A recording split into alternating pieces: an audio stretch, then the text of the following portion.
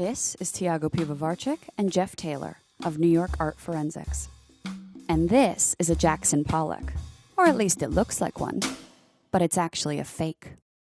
Here's how they figured it out. Today, we will perform all the steps necessary to determine its authorship.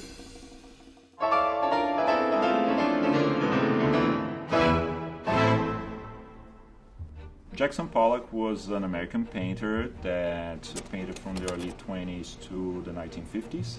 He's best known by the dripped or core paintings that he did from 1947 till the time of his death in 1956. Pollock's drip paintings are considered his best period, so a good-sized, well-preserved Jackson Pollock, it can go for over $100 million. There's a lot of claims of Jackson Pollock drip paintings, and our laboratory was able to identify over 100 fakes. So we can say that we found more fakes than there are authentic Jackson Pollocks out there. We received this painting by a client that chose to remain anonymous. We're going to call him Sydney. The first step when we receive a painting, we're trying to establish something called the provenance.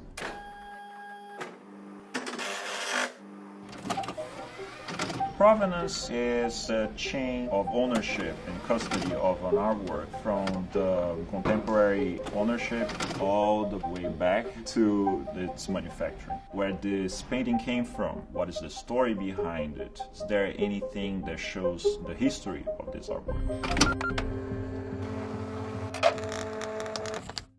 So this is one of the most fascinating documents that I've ever seen. This is a document to explain why Sydney should have a Jackson Pollock. Most forgeries, there are not as much forgeries of confidence as forgeries of documentation. This is problematic in all these different ways. The fax has no number. Dr. Armin Hershkovitz cannot be referenced. There's no record of a tear gallery in Dover, New Jersey. Then he says he acquired this painting in 1955 after Pollock died, but he didn't die until 1956. So for all these reasons, this is an incredibly unreliable and deceitful document. The next step will be we try to find a match for the artwork. Jackson Pollock paintings are specifically hard to look for matches because of the nature of the image. Most of the sources are imprinted material in the Catalogue Raisonné, which is the comprehensive catalog of works for a given artist. This painting has no match. The next step is a close-up visual analysis. So we're looking close to the painting to try to find anachronistic materials and techniques.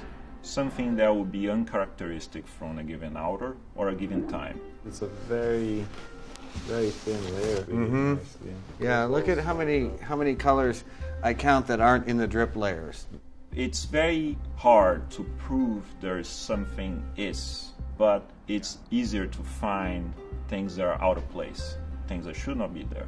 Look at these underlying colors. We got a yellow, a green, and neither of them appear in the drip patterns. That's done with a brush. Yeah.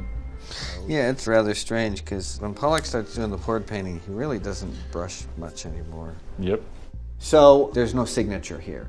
A lot of the works going into the market in very controversial ways are not signed. And we suspect that someone is trying to mitigate whatever legal repercussions, trying to imply that an unsigned work is not a forgery per se. As I say, it's a next level to take the step to sign artwork. Now you see here, Tiago, I got 2 holes right here, just that distance. And they're repetitive. You have a series of smaller holes. And that indicates that this canvas was at a certain point stapled. And staple canvases would not be a thing on 1956. something. Do you see the dirt here? Yeah, that's like that nasty. It's being aged through a series of processes to look older. It's like they spilled something on this through carelessness or not through carelessness. You can see by the marks on the back how it was dabbed with a tea bag. And if you actually come really close and smell it, you can smell tea still. The surface is being sprayed with nicotine to emulate ages of exposure to smoking. But the canvas is actually in really good state of conservation. It hasn't really shredded the way a canvas starts to unravel at its edges over time. There's like some punctual damage that is here. Yeah. It should be like all over like this. Then the next step will be photography. So we want to see if there's any underdrawings or sketches under the paint. You never know. Sometimes the canvas was reused. Do you see that squared green there? Ah, yes. In this case, instead of finding underdrawing, actually we found that this canvas was reused from a prior picture that had very regular geometric shape, which is very uncharacteristic from Pollock as well. Now we get out the UV light. If you're going to analyze the material aspects of the artwork, we want to be sure that we're looking at relevant parts of it. So we examine it with ultraviolet light to try to look at the original parts of the painting. Normally all the restorations would show up, but none of the restorations show up any different as if the thing was done all at the same time. See, look, here. This cut.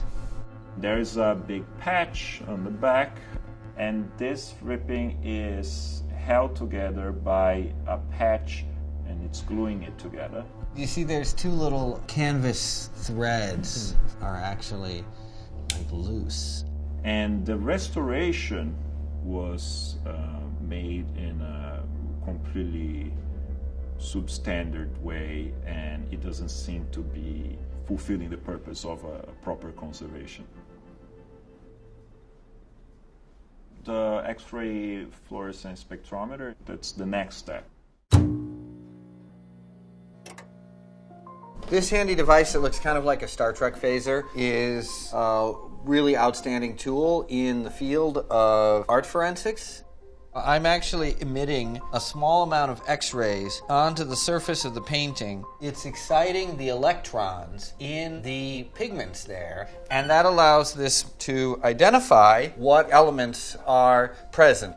It shows us that we have titanium on it, which is natural from titanium dioxide white pigment. It's a very common material from the 1930s. For a lot of our cases, titanium is the determining factor, and it has tripped up more forgers than any other element. So if this were purporting to be a painting by Degas, and we found the titanium, immediately we would know, no way. In this case, however, by the time Pollock is working, titanium is a widely available white, so to find it in Pollock's work is not surprising. In fact, it's well documented that his works do contain titanium. Titanium white was already available in the 1950s. From that, we move on to microscopy. So Tiago is going to be taking tiny, non-destructive, fragmentary samples of different bits of paint. This process is mostly used for organic materials. With those, we would then be able to test both the pigment and the binder. We're looking for what is the kind of paint used. We try to take a few samples from each color, and then we use the Raman spectrometer. We put in a microscope slide and we shine a laser over it. And then this laser bounces back inside the machine in a slightly different color from the original color of the laser. That can tell us an idea of what we're looking at. and we found mostly acrylics. Although the binder known as acrylics did exist at the time Pollock was alive, in this one, the specific variant of acrylic did not exist. It only started being manufactured in the 1960s. For more than 100 years, scientists have just been looking at tiny fragments of paintings under microscopes, and this allows us to really make a visual identification based in metals and tiny fragments of mineralogy. So there are studies regarding Jackson Pollock paintings that describe the type of debris found in his paintings. Look at that. Either somebody dropped this in a mud puddle or they directly applied this stuff. And there is a specific type of sedimentary rock and dust that he would spread on his work. I think it's a piece of insulation. That's what I'm saying. I can't even tell what that is. But on this case, we analyzed the debris and dust embedded on the painting, and it seems to be debris from drywall, which is inconsistent with other Pollock's works. Conclusion. A Jackson Pollock, the technique per se, there is not much of a mystery. So it is our opinion that this would not qualify as a Jackson Pollock painting. As I say, if the deal is too good, there's something wrong.